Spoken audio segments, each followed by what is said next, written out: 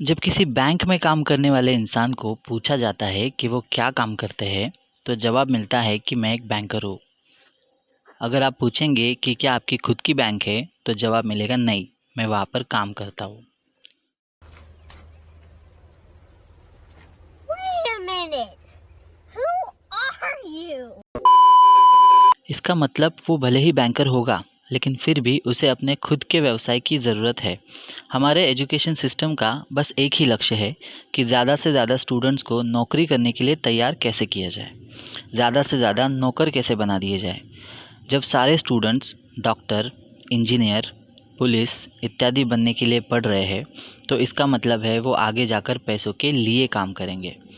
जैसा कि हमने चैप्टर 1 की समरी में देखा था, हमें पैसे से अपना काम करवाना है, पैसों के लिए काम नहीं करना।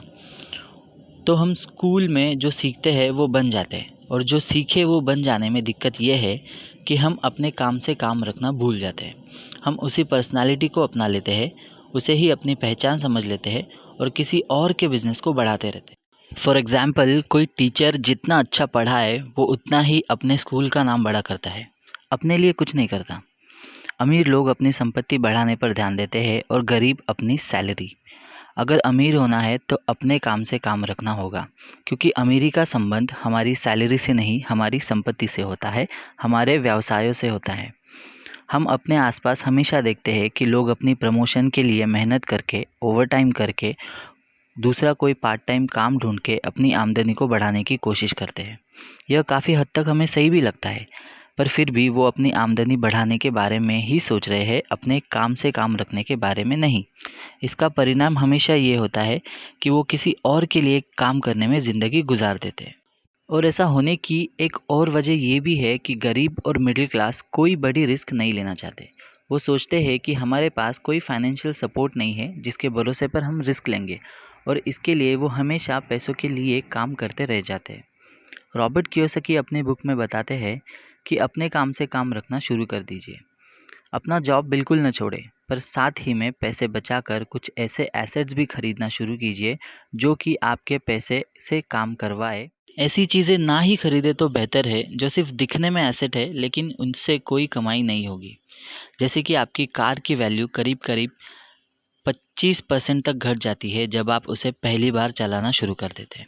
आपका महंगा टीवी, महंगा फ़ोन, आपके ब्रांडेड जूते, सब सेकेंड हैंड हो जाता है, उसकी कोई वैल्यू नहीं मिलती। तो अब आप समझ लीजिए कि एडिडास की जगह एबिबास ही पहनकर काम चलाना होगा कुछ और सालों तक।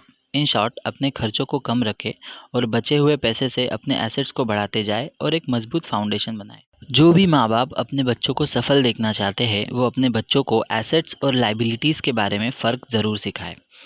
ओके, तो वो कौन से एसेट्स है जो हमें खरीदने चाहिए? रॉबर्ट कियोसाकी जी के मुताबिक वो एसेट्स है, नंबर 1, ऐसे व्यवसाय जो हमें खुद काम करके न चलाने पड़े, जो हमारी गैर मौजूदगी में भी अपने आप ही बढ़ते रहे।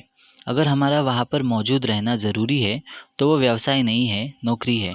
जैसे कि कोई भी लोकल दुकान, वहाँ पर मालिक को गल्ले पर बैठे रहना पड़ता है। भले ही लोग उसे बिजनेस बोलते हैं, लेकिन रिच डैड की राय में वो एक नौकरी ही है। Number 2, stocks. स्टॉक्स खरीदने बेचने के लिए आपको शेयर मार्केट के बारे में सीखना ज़रूरी है, क्योंकि बिना किसी स्टडी के स्टॉक मार्केट में पैसे लगाना मतलब जुआ खेलना है। याद रखिए, स्टॉक मार्केट की कई सक्सेस स्टोरीज़ है और उनसे ज़्यादा फेलियर स्टोरीज़ भी। Number 3, bonds. सो बेसिकली दो तरह के बॉन्ड्स होते हैं। कुछ बॉन्ड्स गवर्नमेंट बॉन्ड्स होते हैं और कुछ बॉन्ड्स कॉरपोरेट। जब हम बॉन्ड्स में अपने पैसे इन्वेस्ट करते हैं तो हमें कुछ सालों बाद उन पर इंटरेस्ट के रूप में पैसिव इनकम मिलती है। Number 4, real estate. अब आप कहेंगे कि रियल इस्टेट कोई सस्ती चीज़ तो है नहीं, और अगर बाय करने के लिए पैसे ही ना हो तो क्या करें।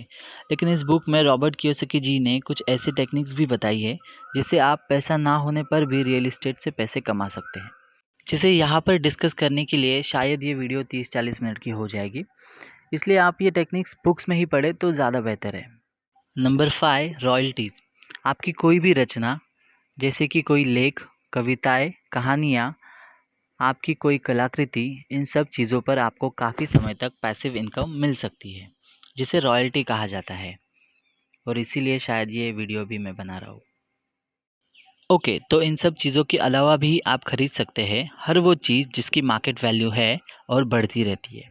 जब हम अपने पैसों को अपने एसेट्स में इन्वेस्ट करते हैं तब वो पैसा हमारे लिए हमारा ईमानदार एम्प्लॉय बन जाता है। वो हमारे लिए 24 घंटे काम करता है और हमारी संपत्ति को बढ़ाता रहता है। अमीर लोग हमेशा लग्जरी यानी कि ऐशो आराम की और शौक की चीज़ें बाद में खरीदते हैं और गरीब लोग पहले, क्योंकि वो अमीर दिखना चाहते हैं। और सिर्फ ऊपर ऊपर से अमीर दिखना और असलियत में अमीर होना, इन दोनों में काफ़ी फ़र्क है। जैसे जैसे हमें अपने एसेट्स बढ़ते हुए नज़र आए, हम लग्जरीज भी खरीदना शुरू कर सकते हैं। लेकिन असलियत में देखा जाए तो अपने एसेट्स को बढ़ते हुए देखना और अपने पैसों को अपने लिए काम करते हुए देखना, यही सबसे बड़ी लग्जरी है।